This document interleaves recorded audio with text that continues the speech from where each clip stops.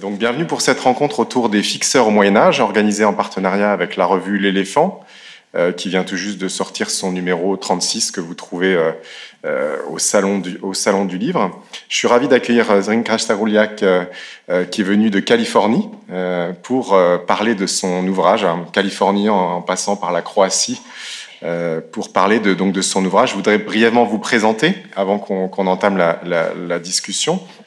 Donc vous êtes, comme je l'ai dit, à l'Université de Californie à Los Angeles. Vous enseignez en tant que professeur la littérature et la civilisation médiévale. Et vous dirigez, je crois, le Centre des études médiévales et de la Renaissance. Vous vouliez ajouter quelque chose? Qui a changé de nom. Qui a changé de nom. Oui, que maintenant s'appelle Center for Early Global Studies. Ok. Donc intéressant. Je réfléchis encore à la traduction. Ok. Ouais, S'il y a des suggestions du public, je les prends. Ok, on fera appel à un fixeur pour régler toute cette question-là. Donc si vous entendez le micro qui sonne, c'est juste qu'on essaie de se familiariser avec l'outil. Alors, vous avez publié plusieurs livres sur le Moyen-Âge, plutôt en anglais au départ, notamment un travail sur Gillion de Trazegnies, que personnellement je ne connaissais pas, et un autre sur Chrétien de Troyes qui est un petit peu plus connu ici. Et vous publiez depuis quelques années également en français, puisque c'est pas la première fois, je crois, que vous venez à Blois. Vous étiez venu présenter en 2018 l'archéologie pornographique, médecine, Moyen-Âge et histoire de France. Vous avez également publié récemment Médiéval contemporain pour une littérature connectée chez Macula en 2020. Et on voit déjà ce va-et-vient entre hier et aujourd'hui, et entre le médiéval et le contemporain qui vous intéresse.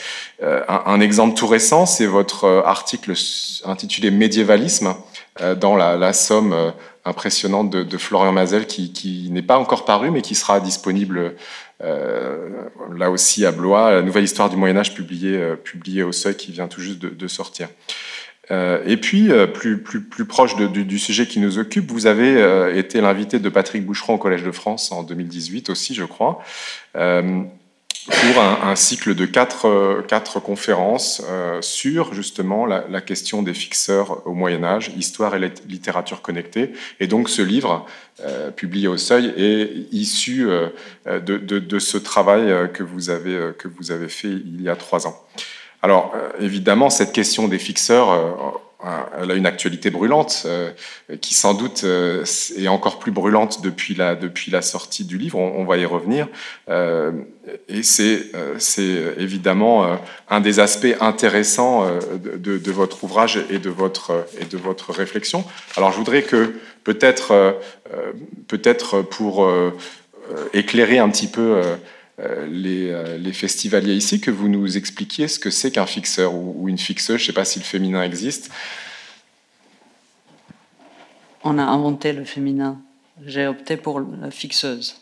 Et donc maintenant, je m'identifie en tant que fixeuse. Voilà. Mais je pense que ça va devenir du langage courant, je pense.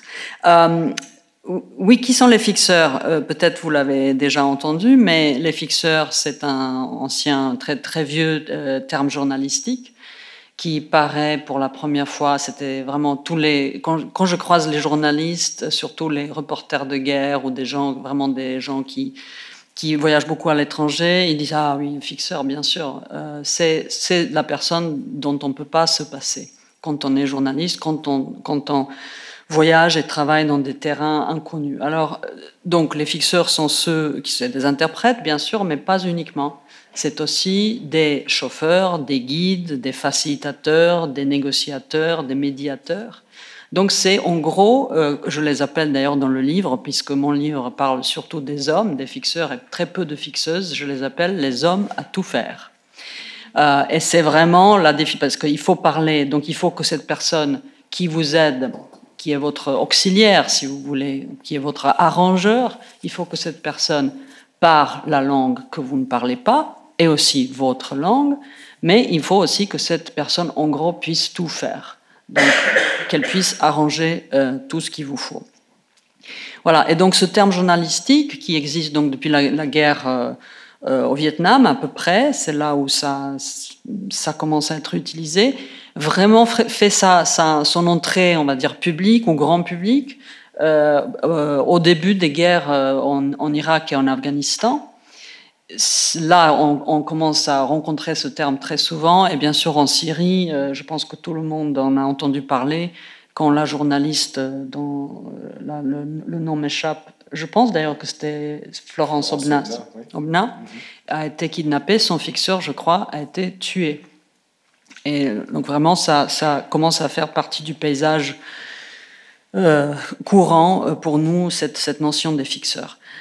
Alors, les fixeurs, donc, moi-même, comme vous l'avez peut-être déjà aussi entendu, j'étais fixeuse sans le savoir. Donc, quand j'ai commencé à suivre les reportages et puis aussi dans les études plus universitaires, les gens qui travaillent sur l'histoire de l'interprétariat ou sur la théorie de la traduction ont commencé à s'intéresser aussi à cette figure de fixeur. Et comme je lis beaucoup dans ce domaine-là, j'ai compris, un jour, j'ai compris, tiens, j'étais fixeuse moi-même. Et je ne le savais pas, je n'avais pas de nom pour ça, je n'avais pas de terminologie correcte pour m'exprimer. Voilà, et puis comme ça arrive parfois dans la vie de chercheur, je me suis intéressée, je me suis dit, mais tiens, finalement la communication c'est tellement une chose qu'on partage depuis, c'est atemporel en quelque sorte, c'est ahistorique dans ce sens-là, mais la communication ça a toujours existé, il y a toujours eu des langues, des rencontres entre les gens, et je vais regarder donc pour le Moyen-Âge, voir qui sont ces personnages qui ont pu faciliter des rencontres ou qui ont pu faciliter des échanges. Et c'est là où je me suis rendu compte qu'en fait, c'était une archive très, très, très riche parce que moi, je prends comme archive pas uniquement l'archive de l'historien, donc une archive plutôt documentaire, je prends comme archive toute écriture, tout écrit du Moyen-Âge et c'est là où j'ai élargi, j'ai commencé par ça en fait, que j'ai élargi finalement cette archive d'études. Voilà, je peux m'arrêter ici. Oui. On va... Alors, je vois que vous allez très vite déjà retourner au Moyen-Âge. Moi, ça m'intéresserait qu'on revienne aussi sur votre expérience parce que vous parlez de la guerre du Vietnam, vous parlez de la guerre en Irak et de Syrie, mais vous enjambez cette période où vous avez vous-même été fixeuse. Moi, je suis d'accord avec vous, cette émergence peut-être dans l'opinion française, mais pour moi, le fixeur, c'est le personnage de Joe Sacco, de fixeur, une histoire de Sarajevo. Je pense que peut-être pour les gens qui sont ici, c'est quelque chose qui parle aussi. Donc, en quoi ça fait... Enfin, est-ce que vous pouvez nous dire un mot sur cette expérience qui était la vôtre, donc plutôt dans le cadre des guerres en Yougoslavie, où, pour le coup, il y a à la fois une proximité géographique, mais peut-être aussi une incapacité des journalistes et aussi sans doute des militaires ou des humanitaires. Donc, est-ce que vous pouvez nous dire un mot sur cette expérience et comment elle vous a peut-être permis de mieux comprendre votre objet ? Oui, vous avez raison. Il y a le BD, la BD de Joe Sacco qui s'appelle Fixeur, mais qu'il a écrite, je pense, quand même une vingtaine d'années plus tard, il me semble. Donc, ce qui se passe à Sarajevo, donc en Bosnie-Herzégovine, donc l'ex-Yougoslavie. Moi, j'étais fixeuse sur les lignes de front entre la Croatie et la Serbie, surtout. La Croatie et la Bosnie-Herzégovine. J'ai travaillé la première fois quand j'ai fait fixeuse, j'ai travaillé avec un journaliste belge d'ailleurs, et après j'ai travaillé avec la communauté européenne. À l'époque, c'était encore la communauté européenne. J'ai travaillé avec ceux qu'on appelait les observateurs, qui étaient là pour observer le conflit sur les lignes de front et constater au fond qui agressait qui. Donc c'était beaucoup d'interprétariat, mais c'était aussi beaucoup de faire le guide, et surtout faire le guide culturel, faire le guide historique. Et on allait beaucoup dans des villages, on parlait aux gens dans des villages, on bien sûr travaillait avec les militaires des deux côtés. Ça c'était pour cette expérience-là. Donc moi-même, je n'étais pas à Sarajevo. J'ai des collègues qui sont allés à Sarajevo. On vit ce qu'on vit dans une guerre. Après, je pense que moi, j'ai lu Joe Sacco, j'ai lu sa BD.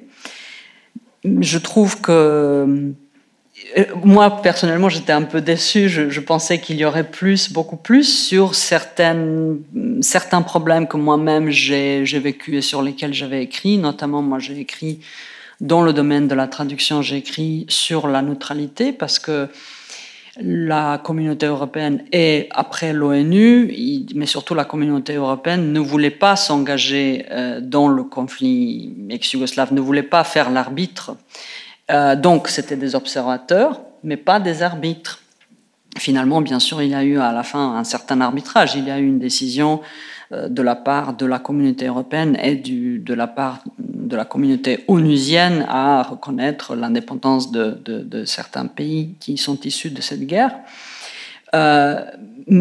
Et donc, moi, j'ai beaucoup écrit sur cette impossible position qui est la position d'être fixeur devant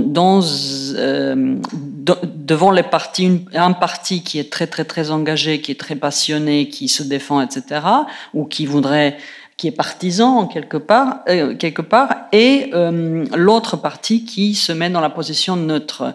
Et là, la neutralité n'est pas l'objectivité. La neutralité, moi je l'ai vécu très fort, c'était une expérience très très violente. La neutralité est vraiment quelque chose de l'ordre du refoulement presque du transfert. Il y a pas, c'est-à-dire c'est un déni de transfert qui se fait néanmoins, mais il y a un déni. Et donc on se trouve dans des situations, très vite on se trouve dans des situations très conflictuelles.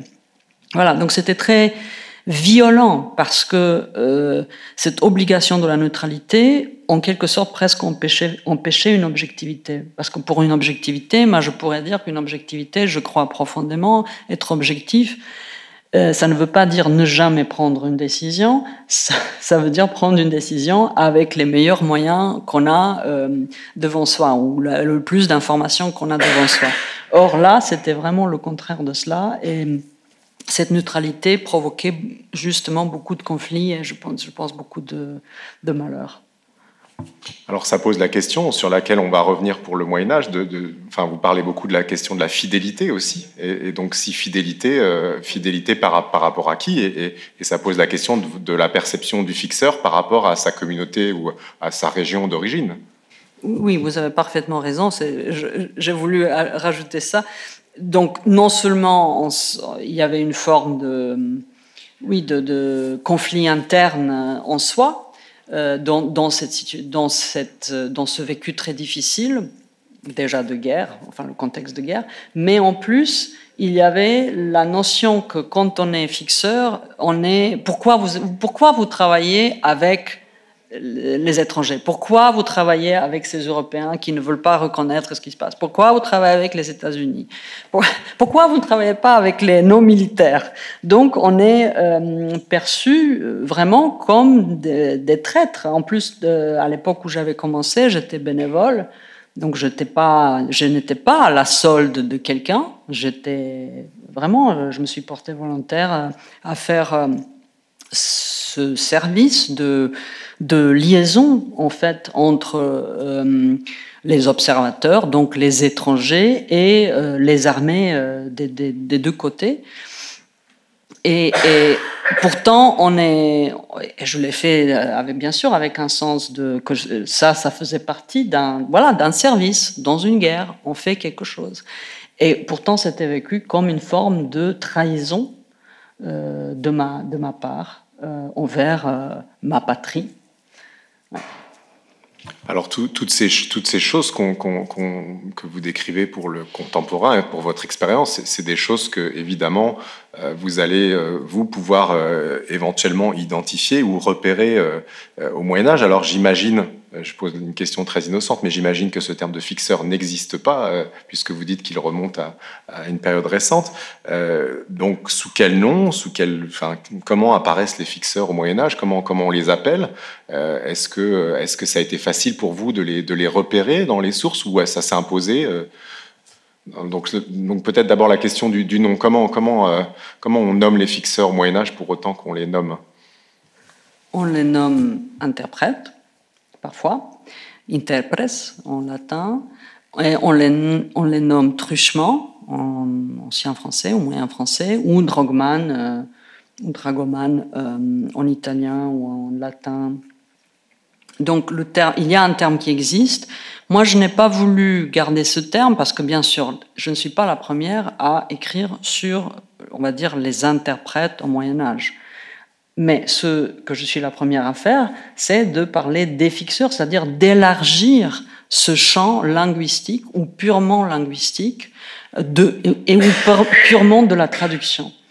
C'est-à-dire que quand on dit interprète, c'est justement ça le problème, je trouve. Parce qu'il y a même au Moyen-Âge, alors, qu'est-ce que ça voulait dire interprète ou latinier? Un latinier est un autre terme avec truchement en ancien français ou en français moyen. Évidemment, latinier, ça vous le comprenez, c'est celui qui parlait le latin, qui traduisait de latin en français.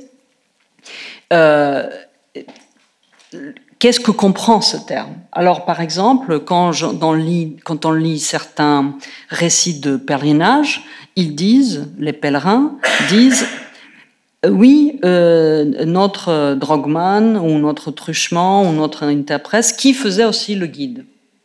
Et c'est là où on comprend qu'en fait, là, cet interprète, qui pour nous, quand on dit interprète, on entend immédiatement que la langue. On ne comprend pas qu'il y a de multiples aspects qui sont emballés en quelque sorte dans cette notion-là. Et là, quand ils disent oui, un autre interprète ou l'autre interprète qui a aussi acheté des provisions pour le voyage, ou non. Et c'est là où on comprend donc que c'est vraiment le fixeur, que cet interprète est un fixeur parce qu'il achète les provisions, il va faire le guide, il va payer tous les frais de port, tous les frais qu'il faut payer au sultan, etc. Il va s'occuper de faire tout ça. Et donc, c'est beaucoup plus. Donc, quand je disais le fixeur des journalistes, il est chauffeur, il est négociateur, il vous facilite la vie, etc., c'est exactement dans le contexte médiéval. Évidemment, il ne va pas dans le contexte médiéval conduire une voiture, mais il va peut-être vous procurer une mule ou un chameau. Voilà, donc une mule ou un chameau ou une voiture, mais voilà, approprié au contexte. Et à l'époque. Et pardon, là j'ai perdu un peu le film. La question du nom, mais vous y avez plus ou moins répondu, sauf si vous voulez ajouter quelque chose sur cette question du nom. Ce que je voulais dire, c'est que on m'avait demandé à l'époque où je commençais à travailler sur les fixeurs, c'est qu'on m'avait demandé pourquoi je n'ai pas utilisé le nom de passeur. Or, passeur a vraiment reçu une autre signification qui est vraiment négative. Donc, on a bien sûr les passeurs aussi travaillent avec la langue parfois, mais c'est surtout dans le contexte des migrants qu'on les rencontre aujourd'hui. Ce n'est pas du tout un terme approprié pour le coup. Et voilà. Enfin, ce que je voulais faire en utilisant le terme de fixeur, c'est vraiment créer la notion il y a toujours de la langue, mais il y a beaucoup plus que la langue. Et ça, c'est quelque chose qui me frappe. Je ne sais pas si vous pensiez qu'on allait en parler aussi, mais pour les fixeurs d'aujourd'hui, on a voulu faire une charte, on essaie de faire une charte de protection comme il y en a pour les humanitaires et pour les reporters. Il y a une charte qui protège. C'est pour ça quand on voit dans les zones de guerre, on voit les journalistes avec press, c'est parce qu'ils sont protégés par cette charte onusienne. Et on a voulu créer ça pour les fixeurs, c'est-à-dire pour ces interprètes des armées, parce que c'est des civils. Or, la définition de la charte qu'on propose à l'ONU, ça n'a pas encore été acceptée ni confirmée, mais elle est uniquement linguistique. La définition est uniquement linguistique, qui dit les fixeurs ne peuvent pas porter d'armes, doivent toujours être en civil et ne doivent jamais s'engager dans aucune autre action que la traduction. Or, quand on a lu là, ces derniers temps, on a pu lire sur ces auxiliaires, ces fixeurs qui ont aidé l'armée française, on sait très bien grâce à leur récit, qu'ils ont été avec eux sur le terrain, qui parfois ils portaient les armes, non seulement ils les portaient, mais les utilisaient. Donc cette réduction à la langue, uniquement à la langue, c'est précisément, c'est en fait la séparation de la langue complètement de son contexte, qu'il soit historique, qu'il soit culturel ou politique, dans d'autres situations, est erronée à mon avis, et donc les fixeurs. Oui, et en vous écoutant parler d'aujourd'hui et de ce qui se passe dans les conflits, sans doute cette difficulté ou cette situation impossible est aussi due au brouillage du statut de ce que c'est qu'un combattant et de ce que c'est qu'un non-combattant. C'est-à-dire que ça renvoie aussi à la réalité des conflits contemporains.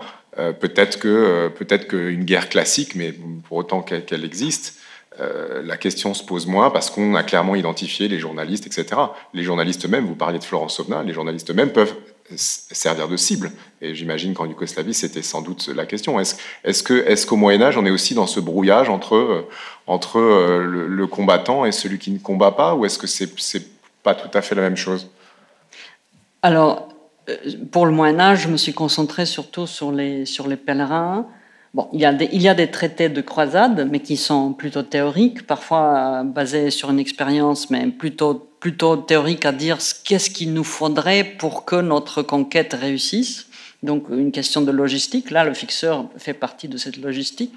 Donc, j'ai vraiment travaillé avec les récits des pèlerins et des missionnaires, surtout quelques marchands. Et là, il n'y a pas de brouillage, parce que la séparation est très nette entre les chrétiens et les musulmans, pour les pèlerins. Ce qui est intéressant, c'est qu'on a l'exemple de quelqu'un qui s'appelle Arnold von Harff, donc c'était un chevalier allemand qui voyageait à la fin du XVe siècle, et j'en parle dans le livre. Et lui, il demande à son fixeur, qui s'appelle Maître Vincent, qui est un renégat, il lui demande en fait de le déguiser en musulman. Et c'est comme ça qu'il dit qu'il a pu visiter les endroits qui sont normalement interdits aux chrétiens. Donc, par exemple, on a ça. Le brouillage, il est plutôt de faire passer quelqu'un pour quelqu'un qu'il n'est pas. Et ça, on voit beaucoup dans toutes sortes de récits, en fait, même ces récits-là que nous, on considère comme la fiction, les romans, mais qui, quand on croise, en fait, les sources plus qu'on dirait plutôt historiques, donc plutôt documentaires, quand on les croise avec les sources qu'on dirait plutôt aujourd'hui nous littéraires, on se rend compte que les sources littéraires en fait imitent ou répètent ou intègrent ou racontent des histoires qu'on peut voir arriver dans des récits donc que nous on considère plus documentaires. C'est ça intéressant. Donc moi j'ai pris, en fait, c'est ça ce que je disais, j'ai pris une archive plutôt large parce que on voit bien que ces récits littéraires, enfin tout ça c'est de la littérature, mais que ces récits, on va dire plus fictionnels, en fait se servent de ce savoir qui était très poreux, enfin qui vraiment circulait en Europe sur ce qui se passe une fois quand on fait des voyages là-bas, outre-mer. Alors, vous parlez de littérature, il y a un personnage dont vous développez un petit peu l'histoire et dont qui sans doute est connu, mais dont on n'imagine pas qu'elle puisse être ce fixeur, c'est Brangien. Est-ce que vous pouvez nous dire un mot sur ça? En quoi elle est intéressante dans ce contexte-là? Oui, je tenais absolument à avoir une femme dans ce livre. Ça m'a beaucoup gêné de ne pas avoir de fixeuse. Oui, vous avez raison. Alors, je prends Brangien et à côté de Brangien, je prends un personnage parallèle, Galéo. Donc, Brangien, c'est la servante d'Iseut. Donc, on est là dans l'histoire de Tristan et Iseut. Et la grande histoire courtoise, amoureuse, passionnée, enfin moins courtoise et plus érotique que courtoise. Donc je ne vais pas vous raconter l'histoire, mais vous probablement savez qu'ils tombent amoureux parce qu'ils ont bu une potion magique, on va dire, un filtre, du vin épicé. Dans certains textes, on dit que c'est du vin épicé, en fait, ce filtre. Mais vous savez, vous avez dit filtre, mais en fait, l'ancien français dit poison. Donc, boisson, poison, c'est pas si loin que ça quand on y pense, linguistiquement. Et quand on lit l'ancien français, c'est pas le filtre. Il y a ça aussi, mais il y a aussi poison, donc potion, en fait. Donc ils ont bu ce vin épicé, on va dire, ils tombent amoureux, mais c'est la faute à Brangien, parce que c'est Brangien qui était censé conserver cette boisson, ce filtre, jusqu'à ce qu'Iseut arrive à la cour du roi Marc, où ils étaient censés boire. Donc, mais ils avaient très soif, il y avait une tempête de mer, etc. Bon, voilà, ça c'est arrivé comme ça. Mais Brangien, donc, normalement, on dit Brangien, c'est une entremetteuse. Hein, c'est ça le terme qu'on utilise pour décrire les femmes, surtout, qui se mêlent des choses, qui sont des intermédiaires dans des textes médiévaux. J'ai tenu à parler de Brangien comme celle qui vraiment est. D'ailleurs, il y a une illustration d'une sculpture je pense, du XIVe siècle, où on voit les figures de Tristan et Iseut en arrière de ce relief. Enfin, c'est comme un relief, je pense, je ne sais plus. Et on voit Brangien devant, et donc c'est elle le personnage central finalement. Et Tristan et Iseut, qui ne serait pas un couple sans elle, donc ils ne seraient pas un couple, le deux ne serait pas ensemble s'il n'y avait pas le tiers terme. Et là, Brangien m'a intéressé, comme Galéo d'ailleurs aussi, pour Lancelot et Guenièvre. Galéo est l'intermédiaire de Lancelot et Guenièvre, comme Brangien est l'intermédiaire de Tristan et Iseut. Ce qui m'a intéressé, c'était exactement ça, le tiers terme.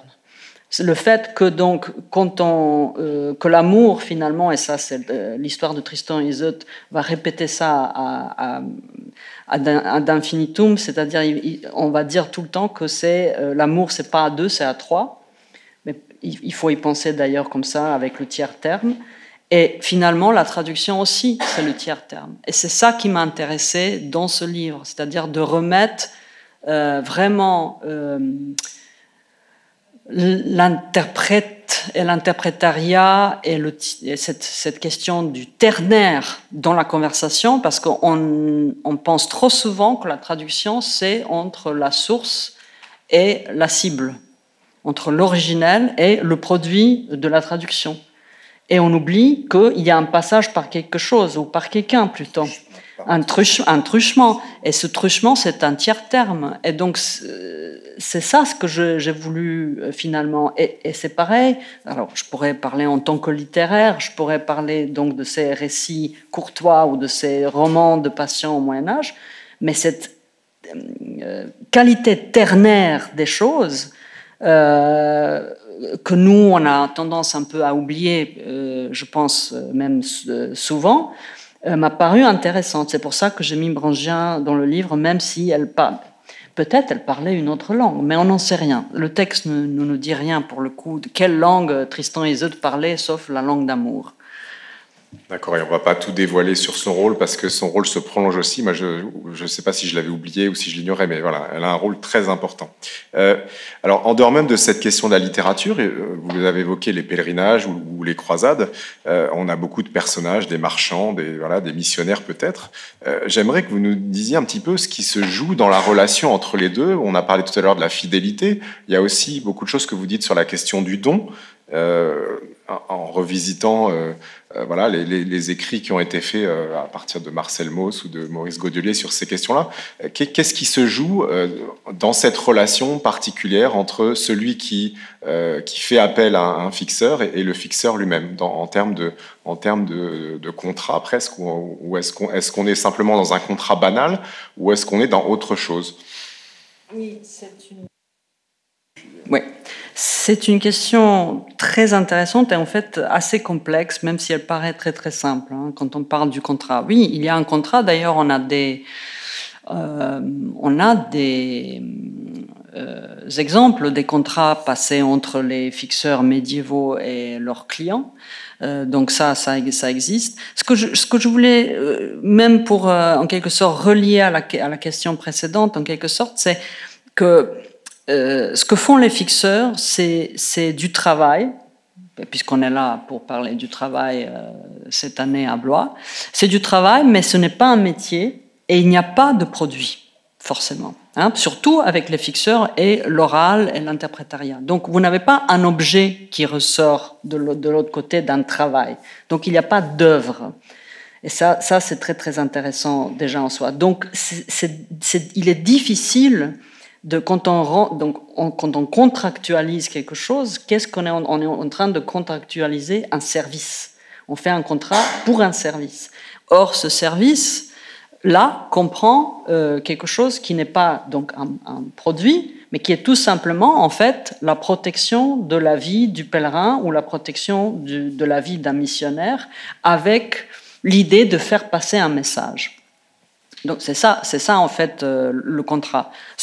Mais les contrats qu'on a comme exemple pour les pèlerins, c'est vraiment protection de vie. Donc ça paraît assez clair, non? Très simple. Évidemment, vous sauvez la vie de quelqu'un ou vous le mettez en danger. Comment vous allez calculer ça? C'est ça le problème. Par exemple, donc, on a des pèlerins, surtout on a plusieurs récits du même voyage de 3 pèlerins différents, 3 Italiens, 3 Florentins, qui s'appellent Leonardo Frescobaldi, Giorgio Gucci et Simone Sigoli. Et Giorgio Gucci est le plus éloquent pour moi. Et ils racontent tous la même scène où leur fixeur disparaît. Ils sont en plein milieu du désert, évidemment, ils ne pourraient pas s'en sortir. Ils n'ont pas beaucoup d'eau.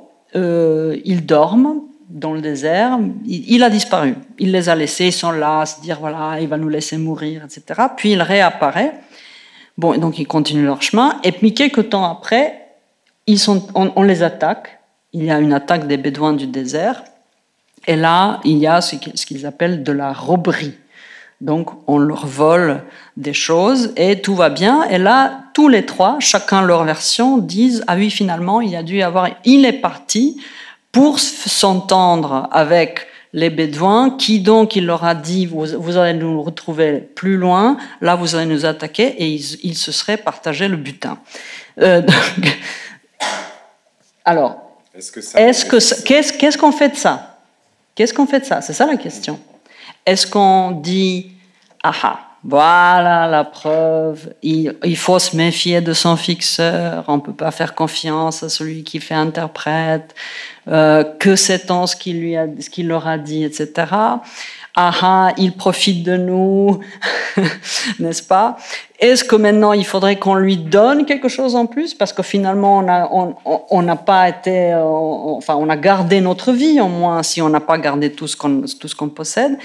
Et au fur et à mesure, ce que j'ai fait dans l'analyse du livre, en fait, on comprend que le fixeur lui-même, il n'est pas là la lecture très simple, c'est il est là parce qu'il va profiter en plus de ce contrat, il va prendre plus. Donc, le robberie.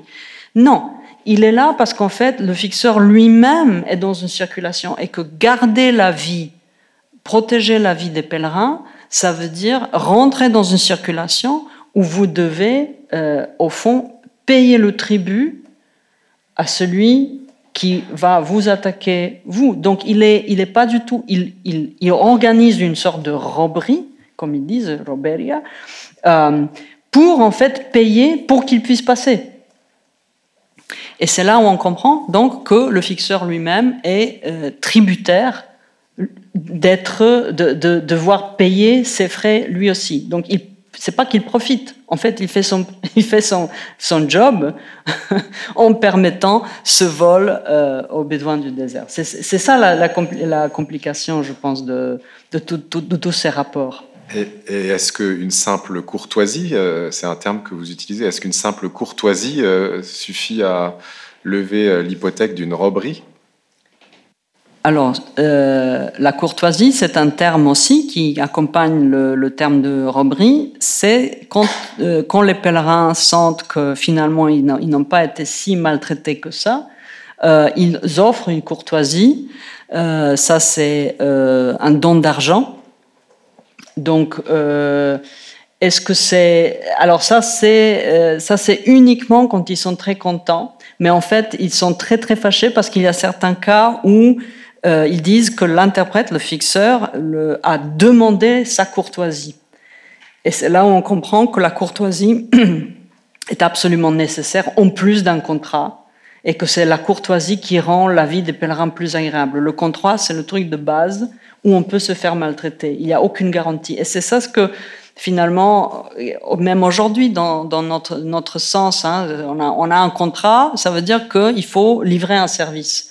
Mais non, il y a le contrat et il y a ce truc silencieux, invisible, de sous-entendu, qui est cette courtoisie. Et si on donne de la courtoisie monétaire, on reçoit de la courtoisie en retour, on est plutôt mieux traité. Et puis vous dites par rapport à cette question du don, vous dites c'est celui qui donne qui s'endette. Donc est-ce que alors là c'est quelque chose que vous développez et sans doute c'est compliqué de résumer ou enfin de rendre clair cet aspect-là. Hein. Vous consacrez beaucoup de pages à revenir là-dessus. Mais est-ce que finalement il n'y a pas une mauvaise compréhension de la part de ceux qui s'engagent vis-à-vis de ce que vous dites finalement vis-à-vis de ce contrat et pour certains ça signifie quelque chose et pour d'autres ça signifie quelque chose de plus profond et d'autres conditions?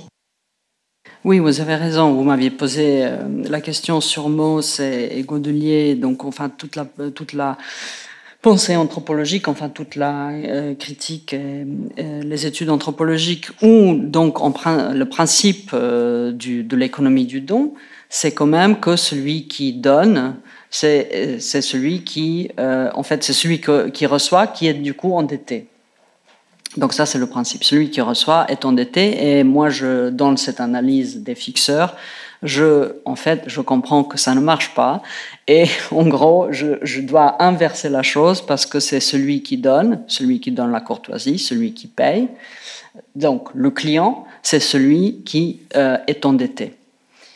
Donc celui qui reçoit, en fait, ce n'est pas celui qui est endetté. Celui qui est endetté est celui qui donne parce que je donne pour qu'on me sauvegarde la vie, je donne pour qu'on me la protège, et si ce contrat est rempli, eh ben je reste en dette puisque ma vie a été sauvée. Ça, c'est le principe le plus court, enfin ça c'est vraiment distillé, mais oui, je consacre pas mal de pages à ça. D'accord, donc ça c'est la version courte et évidemment c'est introduit de manière beaucoup plus complexe. Et est-ce que si on fait un parallèle avec aujourd'hui, est-ce qu'on est toujours dans cette configuration ou est-ce que c'est inversé? Oui, j'ai essayé d'analyser ça dans la partie, au début du livre, et puis j'y reviens régulièrement, enfin rythmiquement, je reviens sur cette question donc des fixeurs qui ont servi l'armée française en Afghanistan, parce que c'est un livre qui s'adresse au public français, donc il me paraissait que justement l'engagement de l'armée française en Afghanistan était très pertinent, comme ça pourrait l'être, je pense, pour l'engagement de l'armée française et de la République française au Mali aujourd'hui. On va voir ce que l'exemple de l'Afghanistan aura fait pour l'avenir au Mali. Oui, je pense que j'ai essayé de faire ça, j'ai essayé de travailler cette idée que les fixeurs afghans, finalement, à chaque fois qu'un fixeur s'engage, il ne donne pas, ce n'est pas exact de dire qu'il offre sa vie. En fait, il donne sa mort. Il est déjà quelqu'un qui est potentiellement mort, donc il a déjà renoncé à sa vie. Et il offre on pourrait dire ce sacrifice, mais il offre ce don de sa mort à l'avance. Et d'ailleurs, c'est bien ce qu'on a vu dans tout ce qui s'est passé en Afghanistan au mois d'août. C'est bien ce qu'on a vu, c'est que ces gens se promènent avec une grosse cible sur leur dos du simple fait d'avoir travaillé avec les Occidentaux. Donc ils sont en quelque sorte déjà morts. Et que ce don de la mort, de sa mort, parce qu'il n'y a que ça qu'ils peuvent offrir, en fait, c'est cette offre de la mort fait. Il sauve les vies des Occidentaux. Et donc, je pose la question, je répète la question de plein d'angles différents. Et cette question, c'est combien de vies occidentales valent la vie d'un seul fixeur? Au fond, c'est une question très intéressante aussi, parce qu'il y a quelque chose dans le simple qui est multiplié. C'est-à-dire qu'une mort potentielle d'un fixeur afghan sauve beaucoup de vies occidentales des soldats occidentaux. Et ça, si vous y pensez, est quand même un paradigme assez christique. Et donc, il y a ce rapprochement-là que je ne fais pas ouvertement, mais qui est sous-jacent dans le livre, parce que je parle de quelqu'un comme Ramon Lull, qui, pareil, offre en fait sa mort, mais pour que son travail de missionnaire, de conversion des musulmans, multiplie les conversions, donc multiplie les vies sauvées de ceux qui vont trouver le chemin de Dieu. Et donc c'est cette imitatio Christi. Si on y pense vraiment, il y a quelque chose de très retors dans cette logique. Hein. C'est qu'on demande à un fixeur afghan, on lui demande sa mort, on lui prend sa vie, et après, quand la vie a été sauvée des soldats français, il n'y a aucune réciprocité de vie, justement. Et ça c'est la question éthique sur laquelle je reviens tout le long du livre.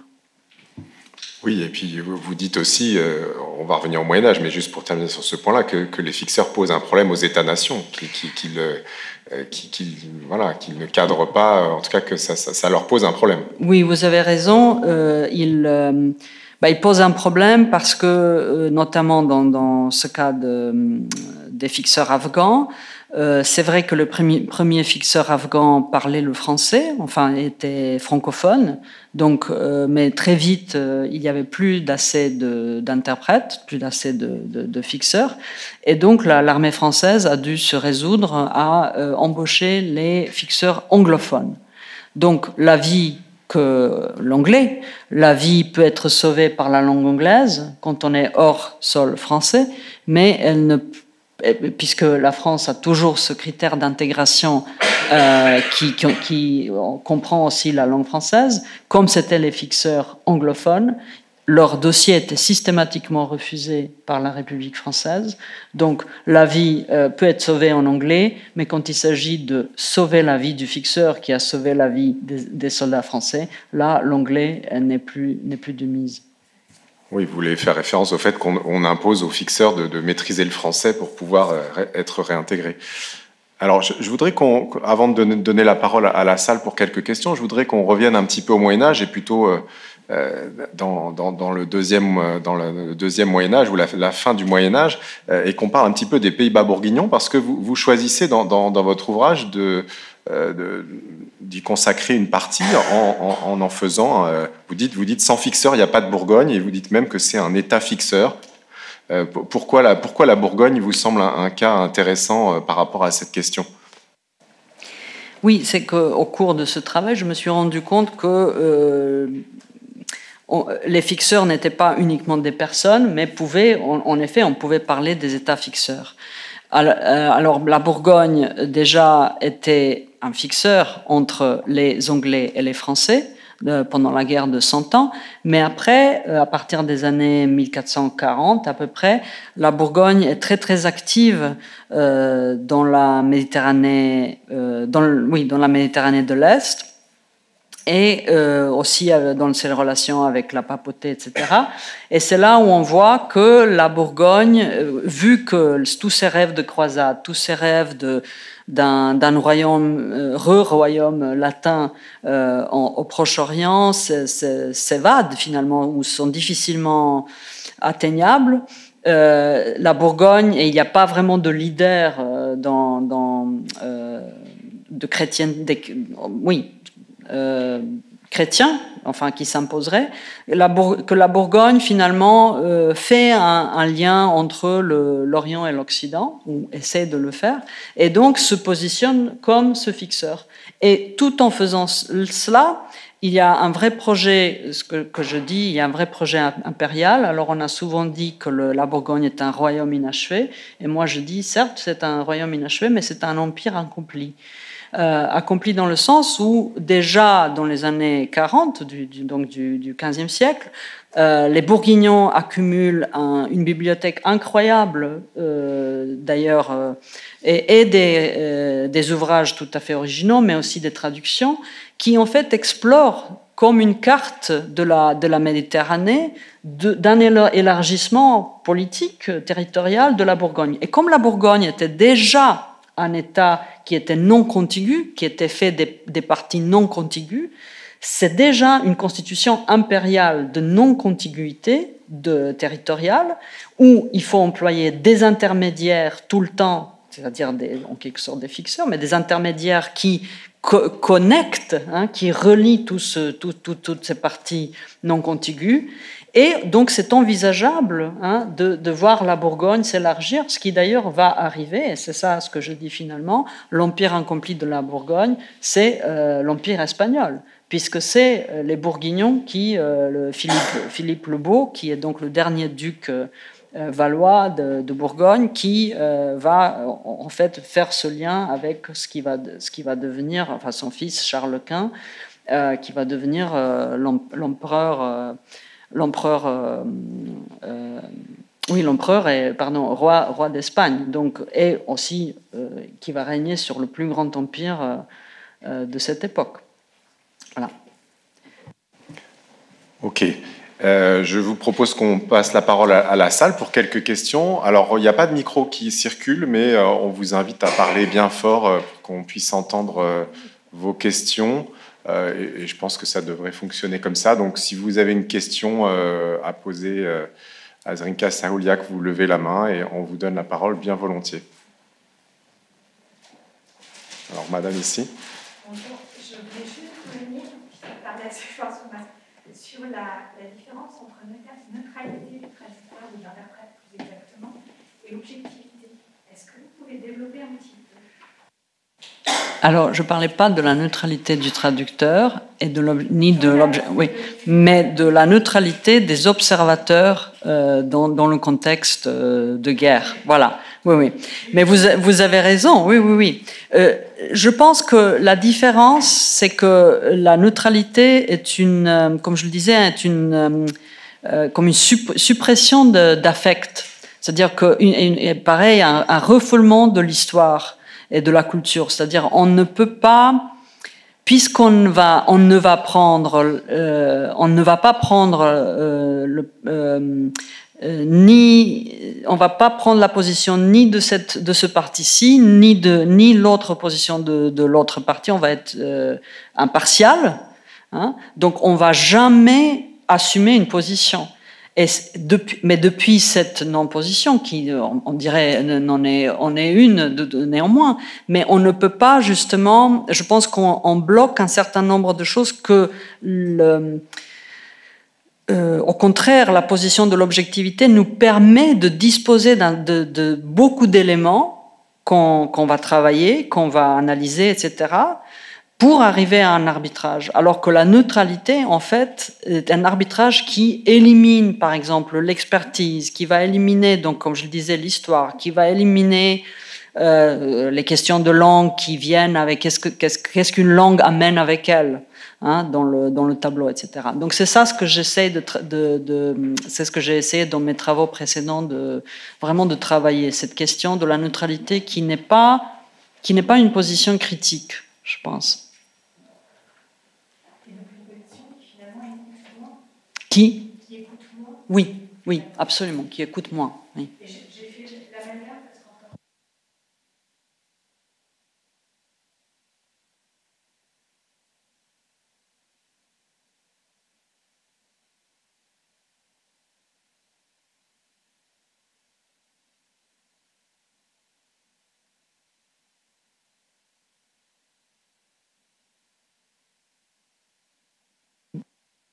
Votre question dit exactement d'une autre manière, à partir de votre expérience, que j'ai essayé d'expliquer, c'est-à-dire que le tiers terme, on ne peut pas l'éliminer. Alors on peut faire semblant qu'il n'est pas là.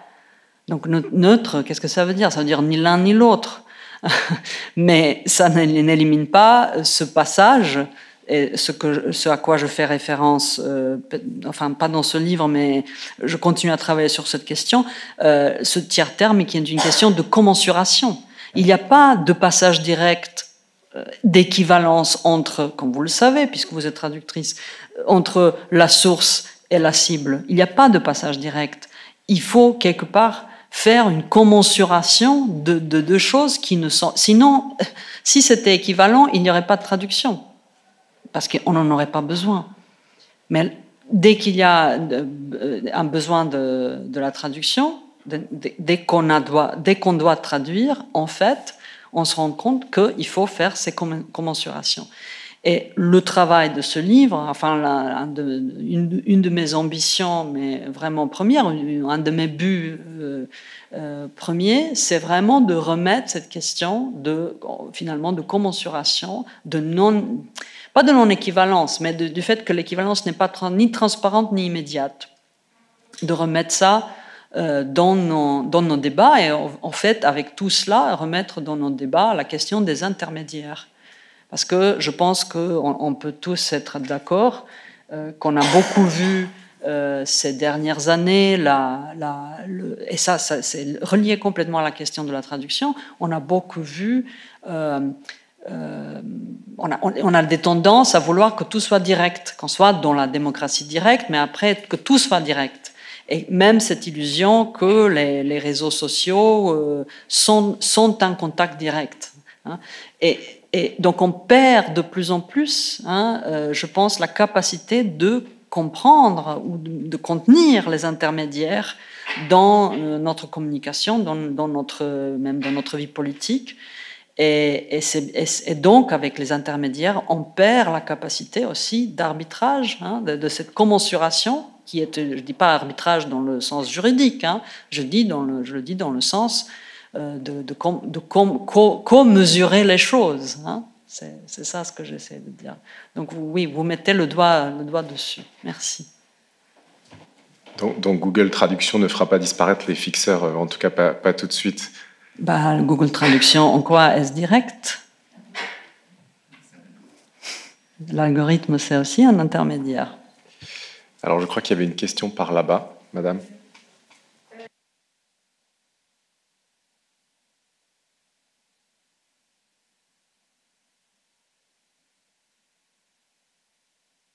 Oui, vous avez. C'est une très bonne question. Pour moi, c'était certainement pas un choix. Je pense qu'on peut, n'importe qui peut. C'est quelque chose qui nous arrive. C'est quelque chose qui, parfois, on est fixeur. Pas parfois. Je pense qu'on est fixeur par hasard. Vous mettez le doigt sur une autre chose, c'est que être fixeur n'est pas un métier. C'est certainement. Vous ne pouvez pas avoir une formation de fixeur.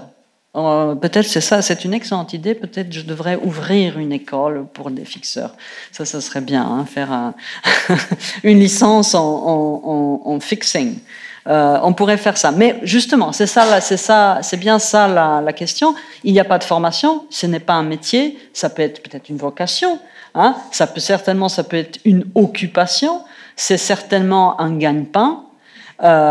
Mais comme je le disais, c'est pas un métier. Et donc, comme je disais plus tôt, c'est un travail, mais ce n'est pas, encore une fois, un métier et il n'y a pas forcément d'œuvre. Donc, les fixeurs, c'est plutôt les gens qui arrivent à faire ça, à faire ces jobs, mais par hasard, finalement, grâce à un certain nombre, en fait, de facultés et de capacités qu'ils ont, des capacités linguistiques, d'orientation, de connaissances culturelles, etc. Et grâce à ces capacités qu'ils ont développées, ils peuvent les assembler en quelque sorte et faire ce travail de fixeur. Mais pour moi, c'est certes, je peux vous dire de ma propre expérience, je l'étais devenu par hasard. Oui, et pour vous citer, vous dites on n'est pas fixeur, on tombe dedans. Ouais.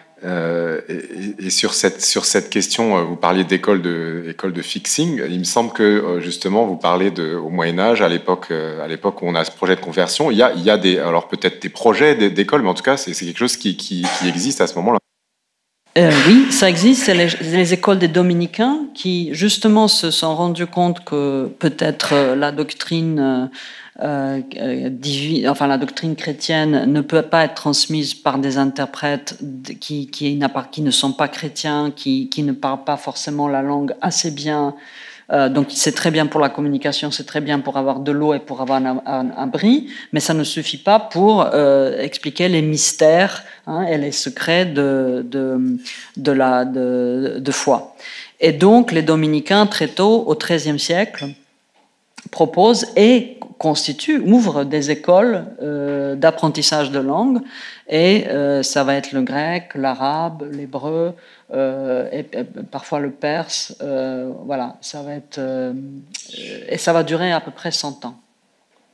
Il y a un personnage qu'on n'a pas cité, mais peut-être que c'est dans ce contexte-là, Pierre Dubois, qui écrit beaucoup là-dessus aussi, sur cette question de comment, enfin, quel est le fixeur idéal. Qui n'était pas lui dominicain, c'était un civil, c'était un laïc, enfin c'était un juriste, et qui peut-être influencé par les écrits en fait des missionnaires dominicains, qui donc décrivaient d'abord comment former ces écoles et quelle langue enseigner, qui lui-même a proposé donc pour le royaume de France, qui selon lui évidemment était toujours le leader dans les croisades et devait garder cette position d'être que le roi français sera toujours à la tête d'une croisade. Il proposait la fondation des écoles de langue, mais beaucoup plus que ça.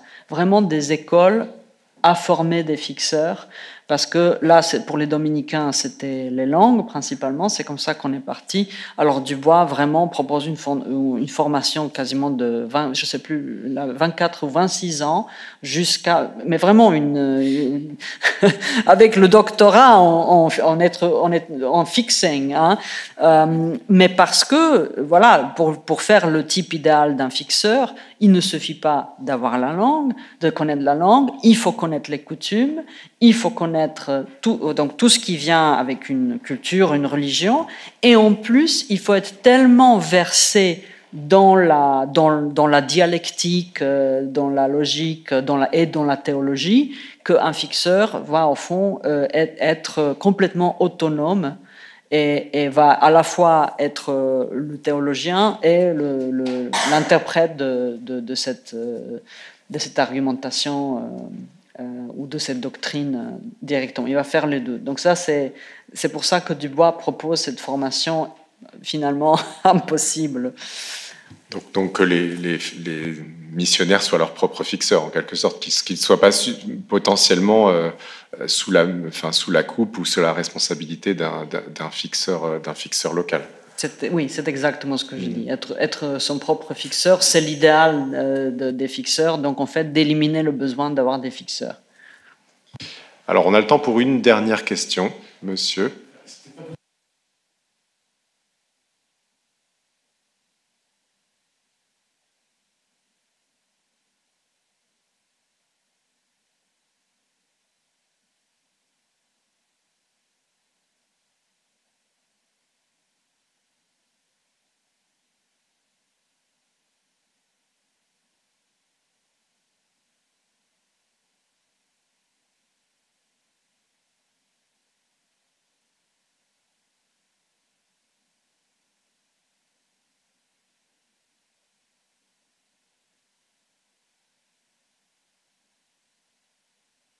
Vous avez parfaitement raison. Moi, je me suis arrêtée en 1499, donc je ne pouvais pas apprendre, mais j'aurais pu la mettre dans l'introduction, vous avez parfaitement raison. Oui, elle incarne en quelque sorte tout ce dont je parlais. C'est-à-dire que, vous l'avez dit, elle faisait non seulement la langue, mais elle faisait tout. Elle faisait vraiment, c'était une femme à tout faire, pour le coup. Mais aussi, elle incarne autre chose dont j'ai parlé au début de notre séance, et c'est la trahison.